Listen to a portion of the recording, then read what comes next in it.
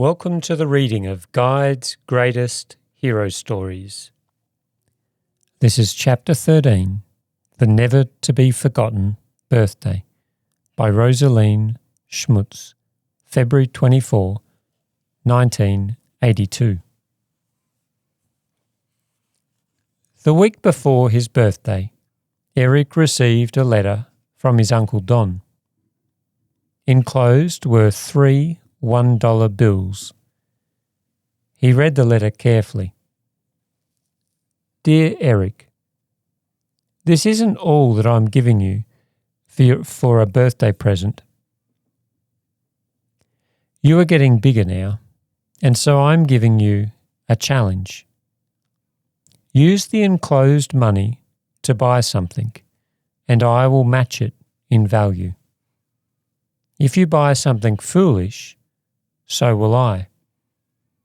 If you buy something worthwhile, so will I. It's up to you. I'll see you soon. Uncle Don.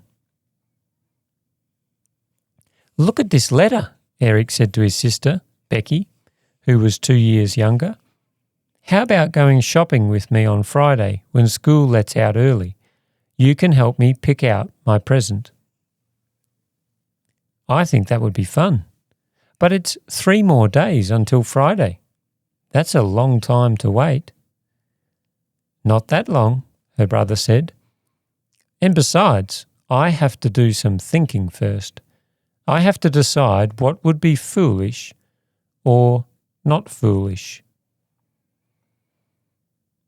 I think that's going to be a hard thing to do. I know it will be. And what's more, maybe what I don't think is foolish, Uncle Don will. Eric thought about it all day, and after supper that evening he wrote down a list of possible things he could get for $3. A new model plane, a light for his bike, another Hot Wheels car, a baseball. Have you made up your mind yet? Becky asked Eric on Thursday morning as they walked to school together. Not yet, he said. We can shop around tomorrow before I really decide. Well, said Becky, I'm glad it's not today because I have a scratchy throat. By the time school was over, Becky's throat was worse. Your voice sounds funny, Eric told her on the way home from school. You aren't going to go to school tomorrow, her mother said when she looked at Becky's throat. And what's more, I think you'll be staying in bed. But what about my shopping trip? Eric wanted to know. She promised to go shopping with me. We'll just wait and see how she is by tomorrow afternoon, Mother said calmly. She may be a lot better by then. But she wasn't. In fact, Becky's voice was even more hoarse the next morning, and she had a fever. Eric knew there was no way she could go with him, so that afternoon he set out for the shopping centre on his own. He had pretty well decided he was going to add another car to his Hot Wheels collection. No one could say that was a foolish present, he thought to himself. But while he hunted for the Hot Wheels location in the new big store that had just opened, he came across something he just knew he had to have. It was a giant-sized poster of a gorilla holding a sign that read, "Nobody is going to push me around." I know the exact spot for it, Eric said to himself. Next to the chest of drawers on the wall near my bed. That's going to be my motto, and I'll see it every day. After he paid his money and the store clerk handed him the long cardboard poster tube and his sales slip, Eric hurried outside and started for home. He could picture what his classmates would say when they saw it. When he got to the corner near his home, he began to run. He could hardly wait to hang the poster. As the screen door slammed when he stepped into the kitchen, his mother called from the living room. "Is that you, Eric? Come here, quickly." Eric set the cardboard tube on the kitchen table and went into the room where his mother was sitting next to the telephone. "I'm waiting for a call from Dr. Walker," she said. "Becky is worse than she was earlier today." Before Eric could say anything, the phone rang. It was the doctor. And while his mother talked to him, Eric walked to his sister's room. Becky opened her big brown eyes as he came close to her bed. Her face was red, and her light hair hung limply about her cheeks and forehead. "Becky, are you all right?" Eric touched her hand. "Just hot and thirsty," she said, "and I want to get up. There's nothing to do or see. Can't I get up?" "Not for a while, dear," Mother said as she came in from the hallway. "Dr. Walker thinks you should stay in bed until every bit of fever is gone."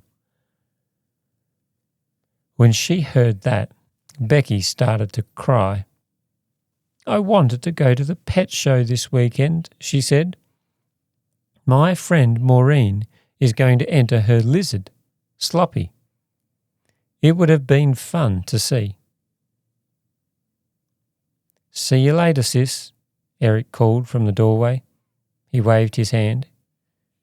Back in the kitchen, he picked up the cardboard tube and stepped out of the house.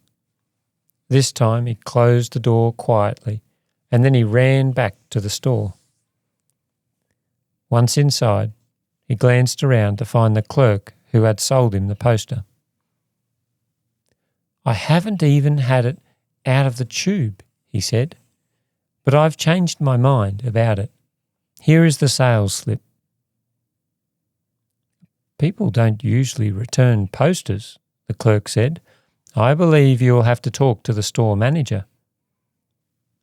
She rang a little bell next to the cash register. A few moments later, a well-dressed woman walked down the aisle. "What seems to be the problem with the poster?" the manager asked.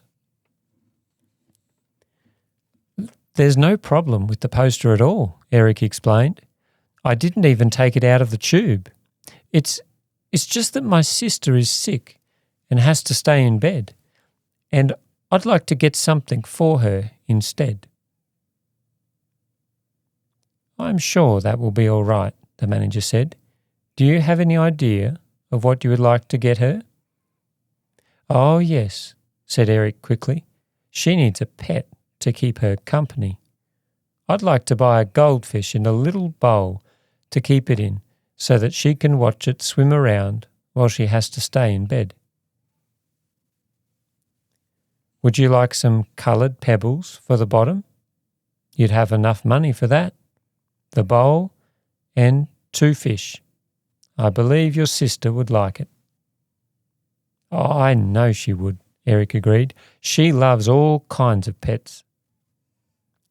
The store manager put the bowl and pebbles into one bag and the 2 fish into a small plastic box that was filled with water.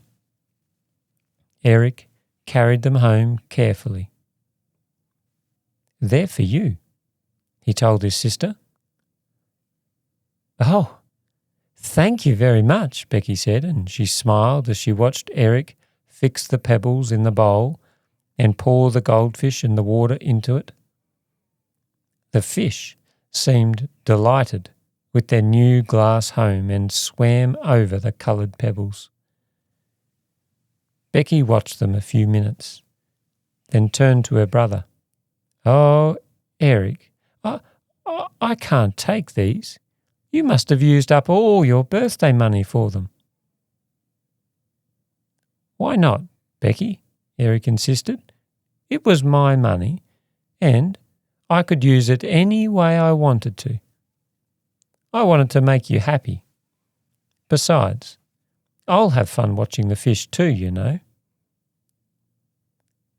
When Uncle Don arrived a few days later and heard the story of the two fish, he patted Eric's shoulder. "Congratulations, nephew. I see you met the challenge I gave you, and the gift you chose was a very thoughtful one indeed. Now, I'd like you to take me to the store where you bought it." "It's close enough to walk to," Eric said. He felt good to know his Uncle Don was proud of him. The store manager saw them come in. "How did your sister like her 2 new pets?" "Just fine." "And now," said Uncle Don, "we're looking for some additions to Eric's Hot Wheels collection. They're for his birthday." "And this is for your birthday too," said the store manager after Eric had chosen the Hot Wheels he wanted. She handed Eric a long cardboard tube. "This is one birthday I'll always remember," Eric said, as he thanked his uncle and the store manager for their gifts. At home, when Eric opened the cardboard tube, he found a little note rolled up inside. "Sorry, the gorilla poster you selected was sold, but this one has a special message too." Eric hung it up in the exact spot where he had planned to put the gorilla poster. Then he stepped back and looked at it. Under the picture of a large, happy elephant eating a huge peanut were the words, "Good deeds always bring giant-sized happiness to others."